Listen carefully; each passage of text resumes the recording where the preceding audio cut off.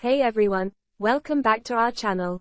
Today, we have an essential tutorial for all you Sony wireless headset WF-C700N users out there. If your headset is acting up and you've tried resetting it, but it still doesn't work correctly, don't worry. We've got a solution for you. In this video, we'll show you how to initialize your headset to restore it to factory settings. So let's get started, alright? So to begin, make sure your headset units are placed inside the charging case, and leave the charging case lid open. Now, locate the Initialize button on the back of the charging case. It's a tiny button right here. Here comes the crucial part. Press and hold the Initialize button for about 15 seconds or more.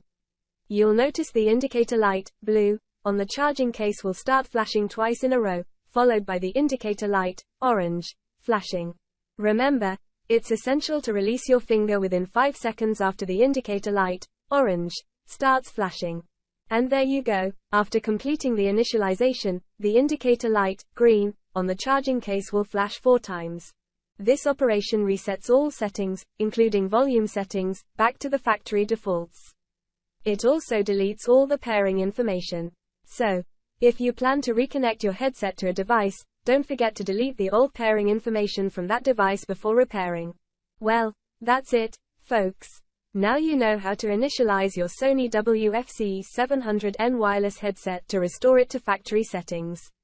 Hopefully, this solves any issues you are facing with your device. But, if the problem persists, it's always a good idea to reach out to your nearest Sony dealer for further assistance.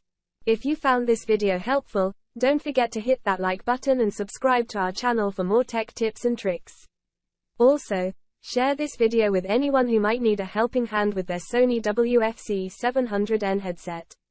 Thanks for watching, and we'll see you in the next one. Happy listening. Goodbye.